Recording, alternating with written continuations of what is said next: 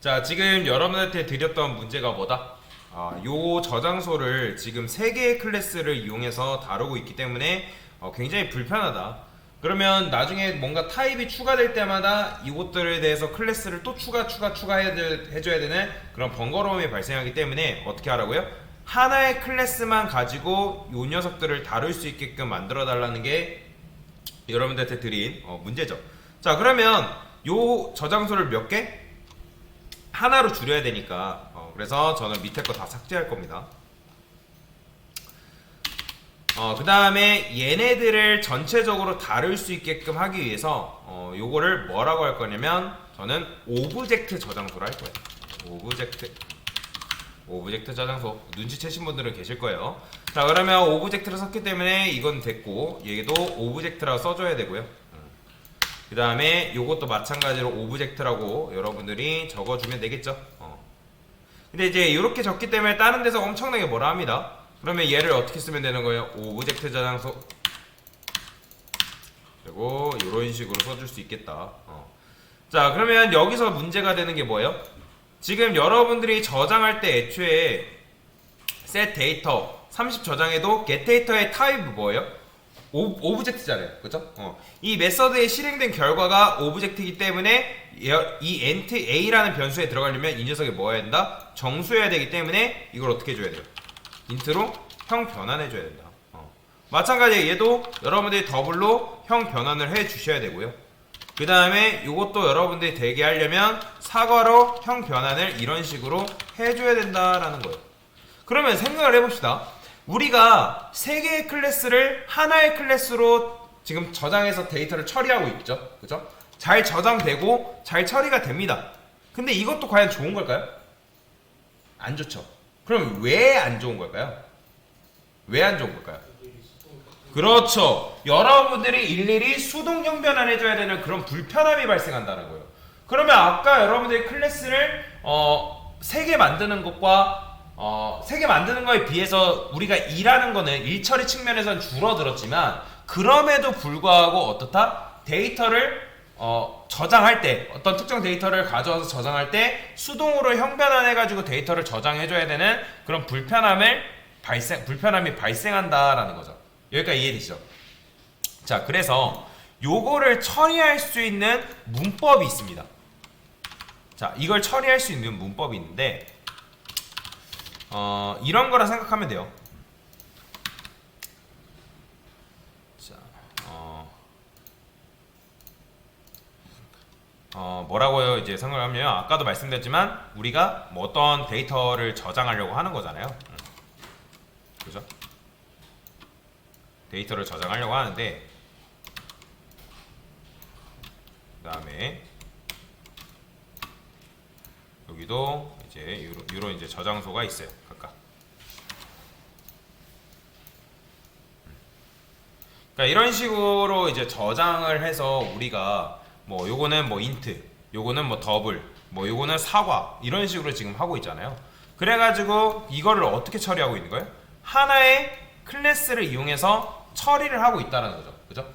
그래 하나의 클래스를 이용해가지고 이제 그 해당 데이터를 저장하는 처리를 하고 있는데 근데 그럴 때마다 요 녀석이 이제 뭐 정수고 얘가 더블이고 사과면 그거에 맞게 타입을 또 변경을 해줘야 된다. 왜? 얘가 뭐기 때문에? 오브젝트이기 때문에. 그러니까 상위 타입을 묶다 하더라도 여러분들이 요 해당 데이터를 저장하려면 요거를 형 변환, 수동 형 변환 해줘야 해가지고 데이터를 저장해줘야 되는 그런 불편함이 있다고 말씀을 드렸잖아요. 자, 그래서 요거를 처리하기 위한 하나의 문법인데 제너링 문법이라는 게 있습니다. 제너링 문법이라는 게 있는데 이 제너링 문법을 뭐 사용하는 걸 뭐 엄청나게 복잡하게 생각하는 분들이 계시거든요. 근데 뭐 엄청나게 복잡하게 생각할 건 아닌데 이 제너릭 문법, 정확하게는 제너릭 타입이라는 게 있습니다. 제너릭 타입. 그러면 제너릭 타입에는 엄청나게 이제 많은 타입들이 존재하는데 우리가 제일 많이 쓰는 게 바로 뭐냐면 T라는 타입을 많이 씁니다. T. 자, 그러면 T라는 타입을 어떤 식으로 쓰냐? 자, 지금 여러분들이 어떤 특정 저장소를 할 때 얘를 지금 오브젝트라 썼기 때문에 얘는 오직 뭐만 관리를 해요? 오직 오브젝트만 관리를 하죠. 그죠? 오브젝트만 관리를 하다 보니까 여러분들이 어떤 특정 데이터를 처리하려면 걔네들을 뭐 해줘야 된다? 수동 형변화를 해줘야 된다는 거죠. 이해가 되시죠? 그러니까 그러면 우리가 이런 식으로 수동 형변화를 하지 않고도 수동 형변화를 일일이 하지 않고도 여러분들이 타입을 잘 정하면 그 타입을 잘 포함할 수 있는 어떤 특정 문법을 쓰게 되면 굳이 여러분들이 이런 식으로 쓰지 않아도 그 데이터를 처리하는 게 가능하다라는 건데, 자, 그래서 제너릭 타입이라는 건 어떻게 쓰냐면 이렇게 쓸 거예요. 저는 저장소 그 다음에 꺽쇠 쓴 다음에 여기 앞에다가 t라고 붙이면 돼요. t. 자, 이게 문법이에요. 이 t가 바로 타입이라는 겁니다. 타입. 이거는 그냥 쓴 게 아니에요. 여기는 이제 여러분들이 이런 식으로 타입이라는 걸 명시할 수 있어요. 그러니까 얘는 어떤 이제 여기다가 타입이라고 명시하면 이 녀석은 모든 타입을 처리할 수 있는 저장소가 되는 거예요. 모든 타입을. 오브젝트도 마찬가지고요. 근데 당연히 그 데이터를 저장하려면 상위 타입인 오브젝트긴 해야 돼요. 근데 지금 여기다가 오브젝트이기 때문에 그러면 이렇게 오브젝트면 강사님 달라지는 게 없잖아요. 자, 그러면 얘 오브젝트 대신에 뭐라고 쓸 수 있냐면 t라고 쓸 수 있어요. 그러니까 리턴 타입이 t다 그런 의미예요.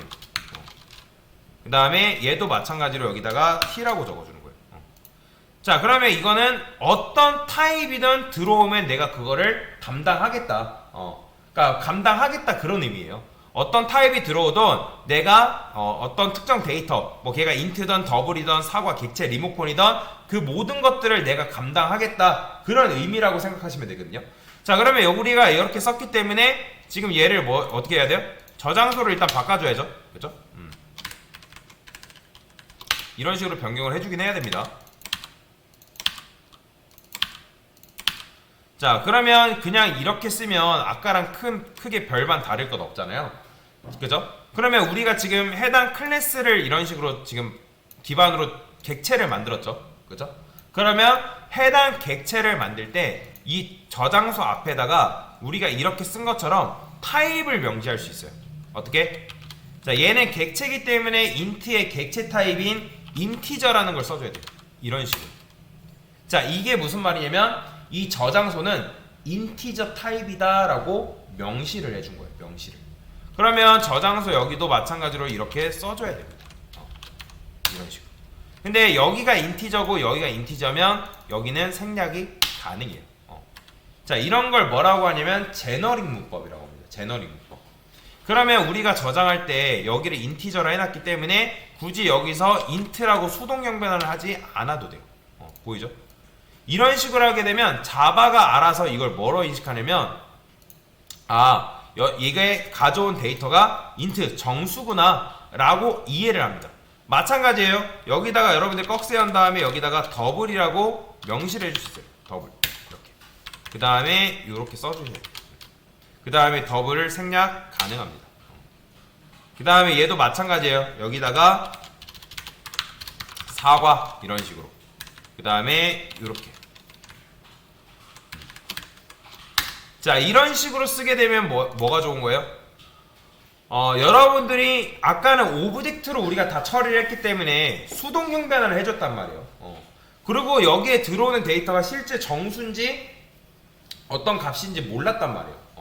근데 여러분들이 이렇게 하게 되면 이 저장소는 인트, 즉 정수를 담당하는 저장소구나 라는 걸 여러분들 문법적인 맥락에서 이해할 수 있다는 거죠.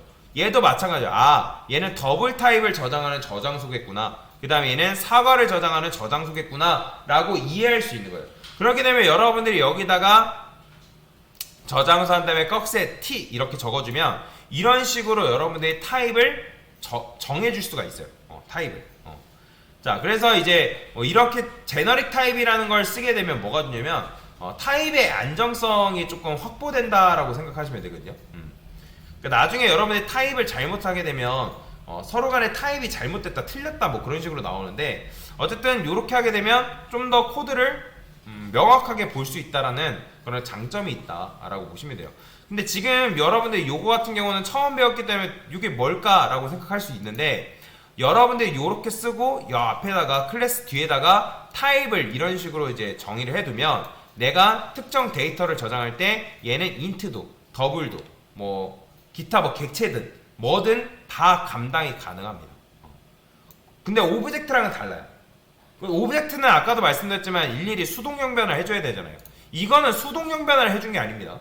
수동 영변을 해준 게 아니라 객체를 선언할 때 그 해당 객체는 뭐만 저장 가능한? 정수만 저장 가능한 정수만.